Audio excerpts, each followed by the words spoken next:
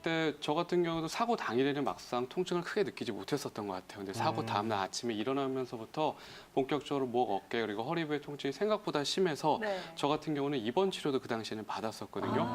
그래서 입원을 저는 한 3일 정도 했었는데 이게 입원하고 있는 것도 만만치가 않더라고요. 그쵸. 일단 저도 그때 당시에 병원 생활을 하고 있었기 때문에 네. 병원에 근무를 하는 것도 염려가 되고 또 입원하고 있는 것 자체가 또 환자한테도 굉장히 스트레스라는 거를 제가 또 몸에서 느끼는 또 시간이 맞아요. 되기도 했었어요. 네. 네. 많은 분들이 요즘에는 한의원의 교통사고 후유증 때문에 찾는데 어떤 부위가 주로 많이 다쳐서 오시는 건가요? 맞아요. 저희 병원도 실제로 교통사고로 내원하시는 환자분들 굉장히 많은데요. 네.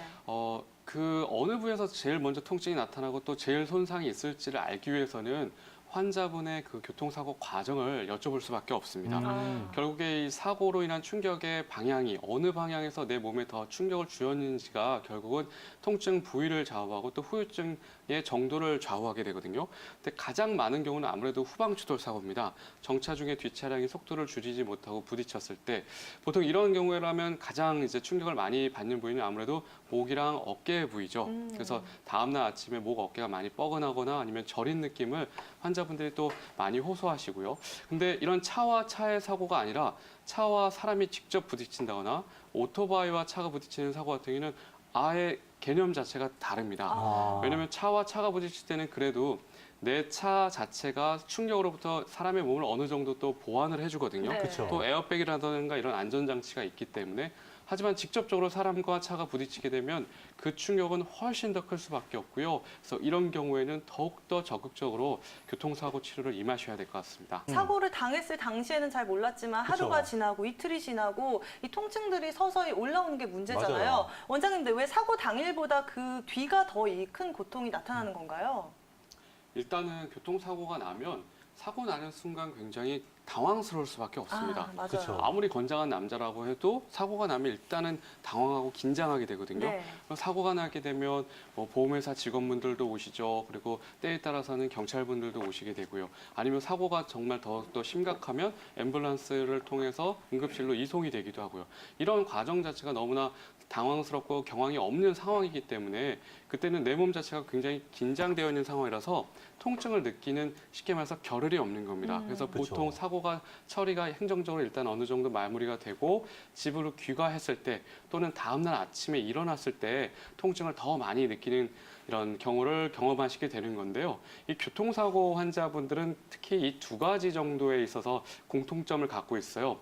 일단 첫 번째는 사고가 나서 이제 검사를 했을 때 쉽게 말해서 뼈가 부러지지 않으면 골절이 없으면 아무런 이상이 나타나지가 않습니다. 네. 그리고 또 한 가지는 이 사고로 인한 후유증 증상이 생각보다 굉장히 변화무쌍해요. 그러니까 어느 날은 목 어깨가 너무 아프고 또 어느 날은 허리가 아프고 또 맞아요. 어느 날은 다리 쪽에서 아프고 증상에 나타나는 부위도 다양할 뿐더러 증상의 그 불편함 정도도 오르락내리락을 굉장히 많이 반복하거든요. 이런 두 가지 특징 때문에 환자분도 헷갈리는 게 내가 꾀병을 부리고 있나? 라는 착각이 들 수가 있어요. 네. 근데 이 두 가지가 실제로 이 교통사고 후유증의 가장 대표적인 특징적인 증상이라고 볼 수가 있습니다. 그래서 이런 모습이 어떻게 보면 당연한 증상이니까요. 어떻게 보면 제일 중요한 게 검사에 의존할 게 아니라 이때에는 내가 직접 내 몸에서 느끼는 불편감을 최대한 의료진에게 잘 표현해 주신 게 결국은 더 치료 기간을 앞당기는 굉장히 좋은 방법이 될 것 같아요. 그렇군요. 네. 그렇다면 경미한 사고가 났더라도 향후에 대처를 할 때 바로 네. 이렇게 한의원이라든지 병원에 찾아가가지고 내가 어떻게 사고가 났는지 잘 설명하는 게 매우 중요하겠네요. 네, 맞습니다. 굉장히 중요한 부분이고요. 그리고 교통사고 환자분들 같은 경우는 앞서 말씀드린 것처럼 엑스레이 상에서 골절이 없으면 아무런 문제가 없게 나오잖아요. 네. 이때 뭐 CT라던가 MRI라던가 혈액 검사를 해도 원인이 안 나오는 경우가 많아요. 근데 막상 한 달 정도 지나고 나서는 그때서야 검사상에서 원인을 발견할 수 있는 경우가 많거든요. 네. 그런데 이게 아이러니컬하게도 교통사고를 포함한 이런 외상성 손상, 그러니까 어느 날 갑작스러운 충격에 의해서 발생하는 손상 같은 경우는 치료에도 골든타임이 있습니다.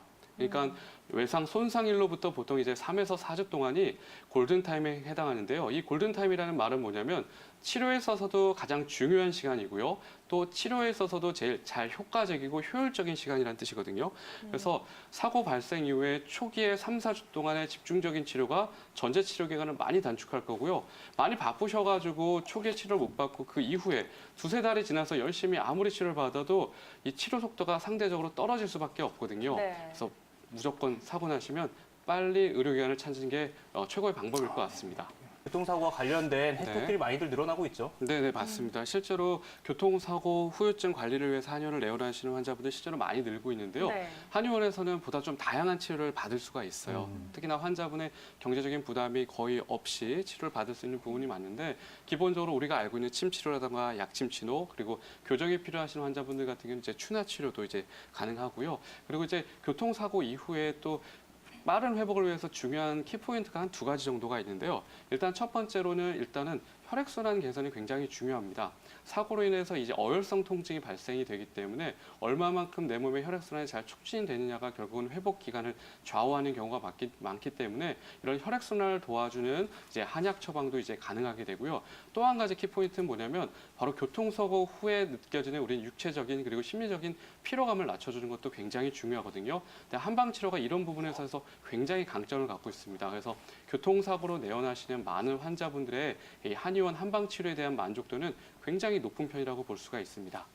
네, 일단은 아무래도 한방 치료가 동반이 된다면 이 후유증을 줄이고 조금 더 개선되는데 속도를 낼 수 있다라고 설명을 해주셨는데요. 최근 교통사고 환자들이 늘어나면서 한의원을 내원하시는 분들 굉장히 많아지고 있잖아요. 그쵸. 교통사고 보험 혜택도 있다라는 소식도 알아봤는데 이 부분에 대해서 저희가 좀 자세히 알아볼 필요가 맞아요. 있겠죠. 기간도 어느 정도 안에 치료를 받아야 되고 이런 네. 규칙들이 있는데 이런 거에 대해서 많은 분들이 모르시고 있는 것 같아요. 이 부분에 대해서도 설명을 좀 해드릴까요?